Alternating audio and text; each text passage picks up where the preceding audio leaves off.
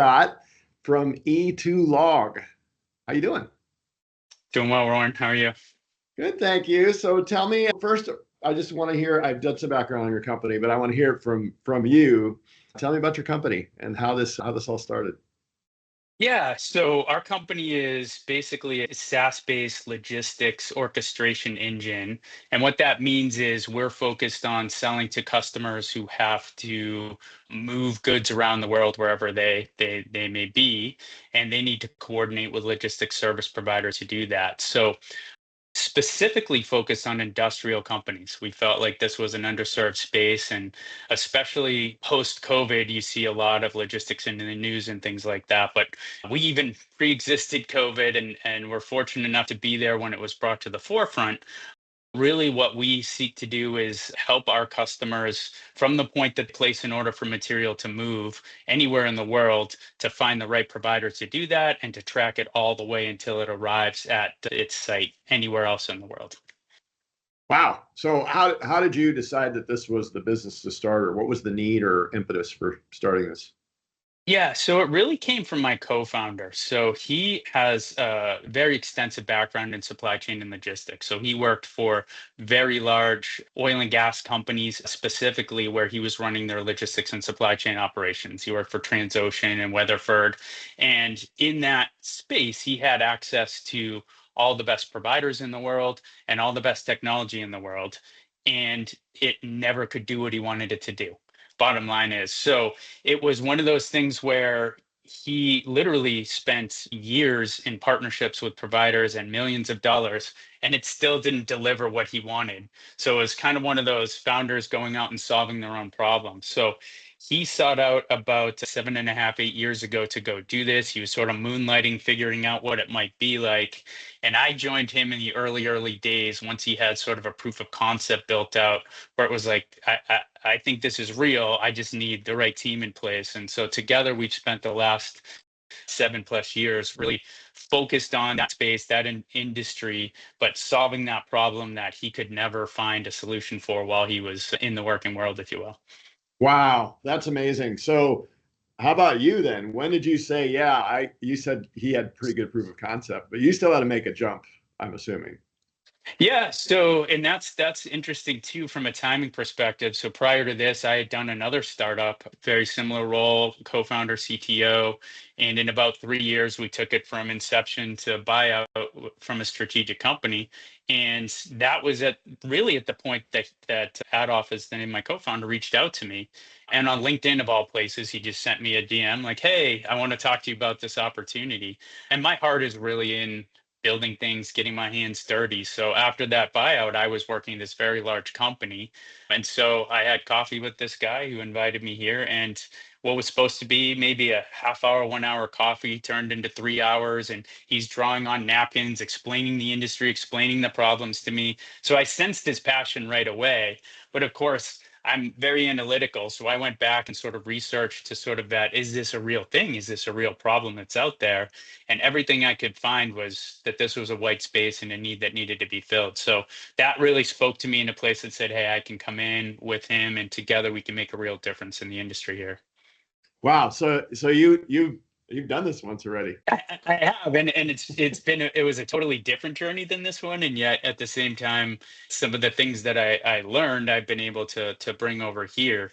But we very fortunate to be through one successful startup, and now hopefully on this journey that will result in the same continued success for that. But once you sort of get a little bit of a taste of the startup and it resonates with you, it's a little bit hard to shake. And so I'm kind of hooked for life as a startup or an entrepreneur now. I think it would be really hard to go back to the corporate world unless it was a very special opportunity. But my heart is really in the startup space. So what do you love? What do you love most about a startup? It's just that every day is a different challenge, right? And Mm. I sort of use this analogy with people that when we hire them in, it's if you've done anything with sports, it's a little bit more, say, a basketball team than maybe a football team, right? And what I mean by that is in the basketball court, you have five people, and if any one of them is having an off night or a bad night, you're in some trouble. Football, you got 11 guys on offense, 11 guys on defense, special teams. You can kind of hide a little bit more in that space. Startup, it is one of those things where you have to appreciate and enjoy the pressure of saying, hey, if I don't come in and bring my A game from day to day, week to week, month to month, the company won't be successful. You can go to a large corporation and have a bad week, a bad month, take some time off and not really perform up to that level and kind of coast by. So you have to really want to be in that space where everything's under a necessary microscope, that you're performing at your top level. So for me, I thrive off that. I'd rather be in the middle and know that I have to be really good day in and day out, and then I have to really inspire my team day in and day out, and they have to perform day in and day out. It could be a lot, but it can be so rewarding because you just feel like you're doing things that maybe seem impossible if you were to sort of put it in a different context. I like it. So if you had to give some traits for people that want to do a startup, what would those be? If you had to describe them, like 3 things that are non-negotiables for a person in a startup situation. So I'll say the first one, and it is a far leader in anything, is grit. Grit is the biggest thing. You have to grind, you have to fight against difficult things, you have to do more with less day in and day out, and you have to overcome obstacles all the time. And I think a lot of great ideas fall short because the teams lacked the grit to actually fight through adversity and things like that. So I think that's, for me, number one is that. Number two is basically be willing to learn every day, right? If you come in thinking you have all the answers, you're also going to fail, right? You may have a great idea and you may think this is how everything's going to work, but if you're not open to what you're getting from your customers, what you're getting from the market, what you're getting internally from your team, if you're not listening to those things and adapting as you go, you're also not going to make it. So you have to really be able to learn. And then the biggest thing for people that come and join that is just trust or empowerment. And those things are a little bit interchangeable, but you really have to be in a place where you are empowered and you run with it, and you have to trust the people around you to do things that they've been entrusted with, right? So we work in a very high trust environment. I have people that I'm giving things to, and I'm just like, I know this is a hard problem. I'm going to trust you to solve it. I'm here to support you. It's very different than, hey, tell me what you're doing today. You monitor close up. There has to be a lot of high trust in the startup world where you're kind of, the team's doing things that they've never done before, but you have to trust that you built the right team and that they're capable of doing that. No, I like that. I was going to say scrappy. You went with grit. So Scrappy, I think grit and scrappy. Yeah. That's pretty similar. But it's I would say that is the defining trait of really, really successful organizations, because you just end up, it's inevitable you will face adversity. I mean, maybe there's a few startups here and there that, oh, we made a unicorn and we never had to do anything hard. It's super rare though. Most of them are gonna hit adversity. What do you do when that happens? Are you able to fight through? Are you able to make tough decisions? Are you able to make sacrifices? All those things go into the survival side of that. yeah, and if you really I also feel like if you got to have a real passion for what you're trying to accomplish and for solving problems and for the big vision of what this is going to become, because the having the why really, really solid when you start is necessary for the hard days. For sure. And I think the understanding of everybody at why they're part of it, the start with why and what why are we solving this problem, getting people to believe and be passionate about it is true. I think many people romanticize the idea of a startup, and we've had a lot of people that have come in, haven't been a fit, and have gone out because they had this romantic idea of what it was, but they didn't buy in fully into the idea of why are we doing this? What are we really trying to solve? They just had maybe this misunderstanding. Oh, I can come in at this cool startup phase and we'll go on a rocket ship and I'll be in the news someday saying I built that or whatever. And yeah, sure, there's stories like that, but that's not, especially in the early days. You really have to focus on your core idea. What are we doing? And you can pivot around it, but that why always has to sort of be at the center of why are we solving this problem? Who are we really bringing value to, and things like that. I love it. Okay, so tell me, if you could do one thing over differently, what would that be and why? Yeah, I think I don't know that I would do anything totally different. If I look back and say, what did we probably do at the wrong time or in the wrong way, it would be some of the things we did around thinking we were ready to scale before we were. And what I mean by that is we took an investment and felt like, all right, let's put a big go to market engine around this and we're off to the races. And I think what we found pretty quickly was we didn't yet have a mature enough understanding of the value that we were bringing to our customers in a way that we could articulate it, number one. And number two, we didn't know who the right people were to even sell to our customers, let alone what our customers' ideal profiles were and things like that. So very, very early, we had some early success. We felt like, all right, let's go scale. And then we ended up wasting a lot of time and money on the wrong channels, the wrong events, the wrong all sorts of things along the way. So I think if there was a true do-over, it would be that. Now, the reason I paused is we learned so much from that. We learned what not to do in that and said, okay, we really have to get a better foothold in what problems are we solving, what's the value proposition, so that we can build from there rather than just say, we've got a couple big brand name customers, let's roll with it. And I'll just add to that, I think for me, I read a lot, I follow a lot of podcasts, and I see things like, oh, blitz scaling, the Reid Hoffman method for what you see out in San Francisco. What I'll say is most startups don't happen in San Francisco. Most of them aren't getting millions or billions of dollars in there. A lot of these startups can't do those sorts of things in that way with unlimited funds. You really have to solve a very real business problem. You have to know it well, and then you have to build from a solid business foundation out. And I think that makes you a little bit more resistant to bubbles and things like that, because you're not relying on, say, being funded from the outside. But it's also harder because it takes more learning. It takes more time to actually make sure that you're delivering, and the signals have to be more complete than you would in some of these other different blitz scaling type models. Yeah, it's really interesting. I like what you said. I found it really interesting that you're like, okay, we know the problem we're solving, but we're unclear on our customer and how to reach them. Yes. And that's gold. And I think it's such an important piece of wisdom for people, because it's like, okay, that's great. We know we solved a problem. We think we know who our customers are. What is this? How does this resonate with them? And how do we fill their need and make them need our product or service, right? Mm-hmm. Exactly. And I think if I could even boil it down to, our founder was a very forward thinker from his industry, right? And I think our fallacy in some ways were like, hey, once everybody sees this really cool thing that he came up with that solves the problem that we know a lot of people have, everybody's going to be running to it, right? This is it.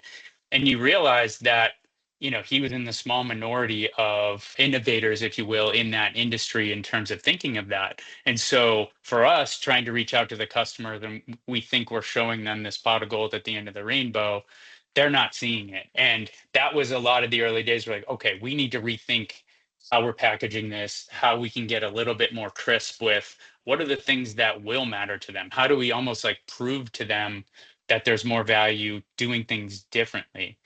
And just to give you an idea, this industry, specifically in the industrial logistics space, they run on spreadsheets, they run on phone calls and things like that. But there's this mindset, it's too complex. It can't be done on computers. It's a very hands-on, relationship-based approach to this. If I need to move this big, heavy thing, your fancy computer can't do that. That's a little bit of the resistance we're up against, right? So it really was about changing our approach to some of those things, finding more flagship customers who could give us a more robust case that we could say, hey, look what these guys are doing. Look what these guys are doing. They look a lot like you. They're doing the things you said couldn't be done. And so only recently have we slowly started to get that momentum around that, because that was the biggest thing. We went out trying to reach customers and they just were sort of less impressed than we thought they should be, if you will, at what we had built. So now we're seeing it, but it took quite a bit of time. Yeah. So we look at the formula for change as dissatisfaction times vision plus first steps has to be greater than resistance. And so in this case, they're not necessarily dissatisfied, not to much of a level of what they're currently doing because they've always been doing it that way. And so you got to create that dissatisfaction. And so that's I'm assuming that's accuracy, that's timeliness, that's just we got to have a lot of employees to do this, and it's so manual. And then the vision of wow, if we could know where everything was at any given time in a in a logistics type of situation and know it's going to arrive on time and know all these things, wouldn't that be great? Oh, and then we saved a bunch of money too. Like I'm assuming that's sort of the pitch, right? No, totally, Warren. I think this is where COVID did help in some ways bring it to the forefront. So everybody all of a sudden was like, holy crap, nothing's moving. Where's my stuff? I don't know where Mm, anything is. Everything's shut down around the world, and I can't get to a warehouse to get eyes on it. I can't get. So all the things they took for granted about logistics came to the forefront. And if you look historically, logistics, unfortunately, has been, I would say, now that I've been in it for a while, a bit of a mistreated or forgotten group. They're unfortunately sometimes pushed down the food chain in most organizations as a glorified mailroom.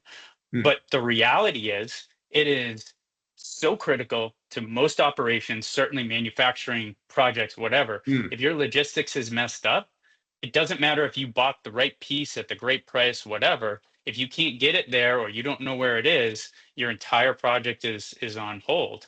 And if you think about it even one step further, the last person who is representing that material to the end customer is the logistics person who's delivering it, right? So it's all part of this overall satisfaction package. So I think that helped increase dissatisfaction in a Mm, good way. You had mhm. all these and CFOs start to look at this and be like, hey, where's my stuff? And the CFOs are like, I'm paying for this or that. Like, where's the results in this? And it created a new visibility solution in the industry. So there's companies like Project 44 and Four Kites that really took off during this. They're purely visibility plays. But those were spikes where people got excited. Oh, I can see my stuff.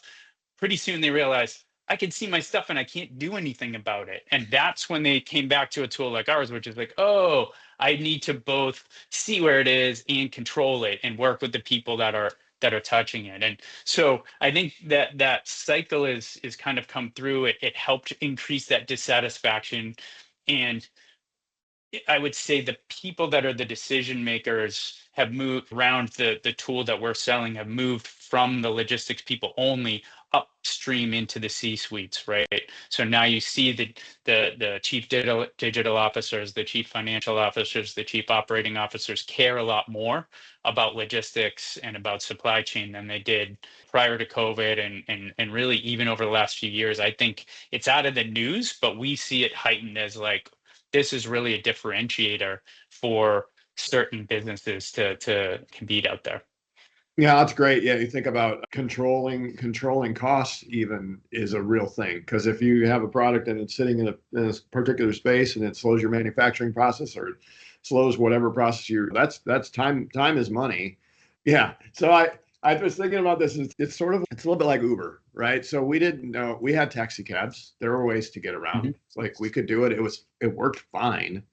But then all of a sudden it's like, holy crap, I know exactly where my car is, what it looks like, who's driving it, how long it's going to take me. I don't have to call anybody on the phone. It's like this is revolutionary. But until we saw it as an opportunity, we didn't even know that we needed it. Mhm. And furthermore, what you did is you brought additional supply that you didn't know about into the network to be more competitive on costs.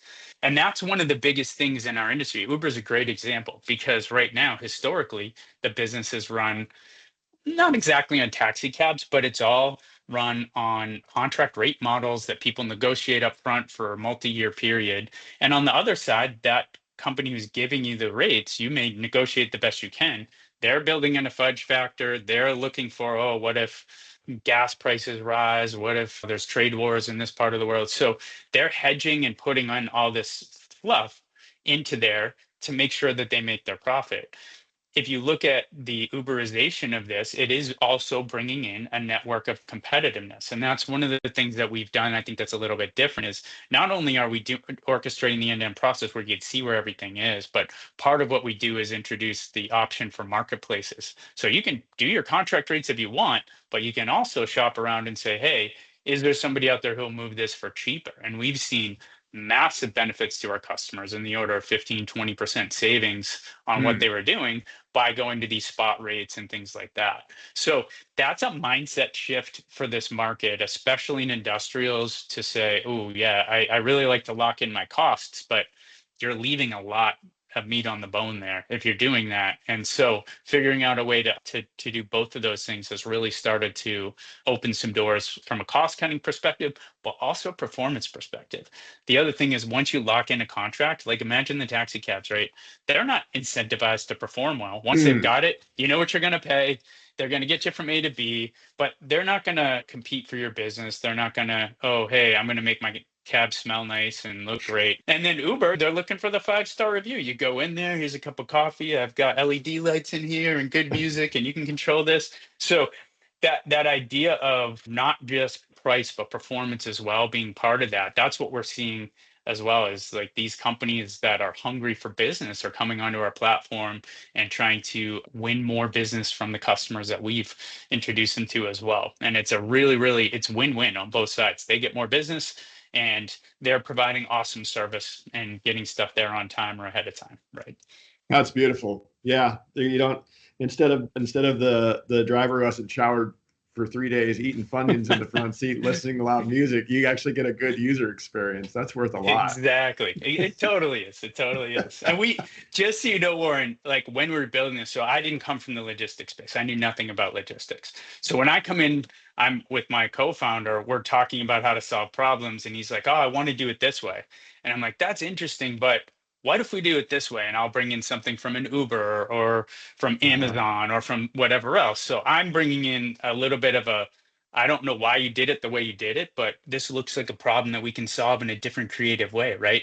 And that's been a good part of our partnership and the product building for us as well, has just been being able to bring new ideas into an old business, if you will.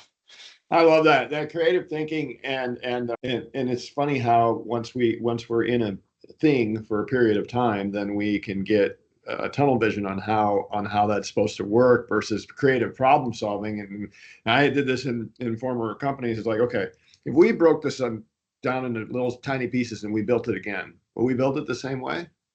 Because Right. if the answer is yes, awesome. But if the answer is no, maybe we should break it and then rebuild it again. Yeah, and when we come in for implementations, we do the ask why 5 times until you get to the core of it, right? So somebody comes in and says, I needed to do this. Hey, why do you need to do that? And then why? And then you get to the root of it and you realize it may have value. Okay, now we understand the why, and that's important. And let's build around the why. And sometimes you find out it's always been that way, or just it's a legacy carryover from decades ago. So those are the things, like what you're saying, if you break it down into those pieces, don't concern yourself with what you have done, concern yourself with what you will do and be willing to make changes along the way. I like that. Okay, so a couple more quick questions. So thinking about partners and partnerships, how do you know in a startup when it's time to sell? And are you and your team aligned on that when you start, or what does that look like? You mean like a sellout of the business to close? I mean, it's a good question. I would say when I've started both of these, in neither instance did I go in saying, we're going to build it to this size and then sell it. I think in if I go back to the prior company, I would say there was a little bit more of that with my other co-founder, where he said, "I think we can build the business to here and find a buyer, and then they'll take it from there." And it was a little bit about knowing the limitations of what we had access to from a capital, more from a resource perspective, and saying we can build it to this level, it'll be good. This business, we said we would like to run it for the rest of our lives. That said, that you have to be open to those ideas to say, hey, it is what we're building working the right way? Do we need to maybe partner with somebody else, bring in a strategic partner or a larger investor to help infuse, whether it's capital, whether it's other types of network resources and things like that. For me, I'm not here in this to try and make millions of dollars and retire early. That's not why I'm in this. I'm in it to solve problems and work with people I like to work with and do hard things every single day to make a difference, right? And I think that's where like figuring out how to match that up with, hey, this is a good opportunity where like we've sort of hit the maximum for what we can do as a group, and maybe there's another group that can do this better, or there's people that are there. So I don't have a clear answer for you. I would say for any business going out there, I think self-awareness is part of it. Hmm. Figure out why you're in it or whatever. I also don't want to be in a small business my whole life with a tiny team and solving little problems. Like the idea is to scale and get it big. So there's got to be that balance that say like, are we totally stuck? If we're totally stuck, we need help and we need to bring that in. And that may mean turning over control to somebody who wants to buy you out or whatever. To get to that level, you early on, and I learned this in both companies, you really have to be willing to talk to strategic partners early on, even before you're thinking of selling. Hmm. Engage with them early on, start to gauge like what are the types of things that happen in your business from an investment perspective, from a buyout perspective. If you even if you're got your eyes on an IPO or something like that, you still have to look at what have other competitors or similar companies done as they sort of go to that. So from an exit strategy perspective, you do need to think of it early on, but I just think it's so many different twists and turns that happen along the way. You just really never know at what point you're going to be like, all right, this is the right time.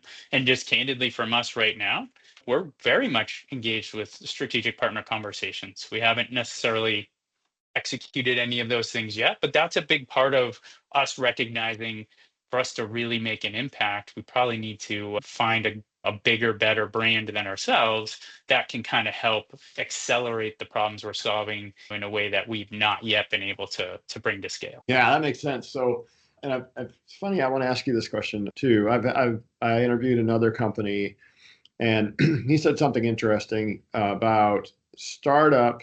A 3-year startup is different than running a company for 20 years, and the skill sets are Mhm. different in that as you get a bigger team, there's different expectations, and the people that are scrappy in a startup that we talked about earlier, are they the people that can run for 20 years and build teams under them, and are those the same people? Because I think they're not always the same people. Do you agree? That is spot on. I fully agree with that. I would say I've experienced that in both companies, really. First of all, what it takes to be in a startup is a special skill. And as I mentioned, grit and things like that. But it also is like you got to be able to get your hands dirty. No matter where you are in the career spectrum, some of the failings we've had are hiring pretty senior people who've been super successful in the past, come into a startup and have not been able to replicate that. Then they've gone on to other big companies and continued the success. So Mm-hmm. the blip in the radar is this startup that didn't really fit those skill sets in the right way. They needed a big team around them. They needed some of those things. They're really good at running large organizations, but getting your hands dirty, putting something in place that wasn't there before, that's a very different skill set. So absolutely. And I would say in the prior startup I did, when we did the strategic buyout, not everybody came along. I mean, everybody came along, not everybody stayed. In that we were needing to coach some people out and to move some people on, because while they had the roll up the sleeves grit to actually build some really awesome stuff, running a team of 15, 20 people now under you, that was never going to happen, right? It's a different set of skills, and the problems you get when you get to scale are totally different. So Hmm. 100% it's different skills. And I think at any point, even as you're scaling and building, you have to look at, we even talk about like there's E2log 0.1, there was E2log 1.0, and we're nearing E2log 2.0. And as we look at those things, we say, who fits, who doesn't fit in that? Just being honest with looking at the roles that are going to be needed for that next phase.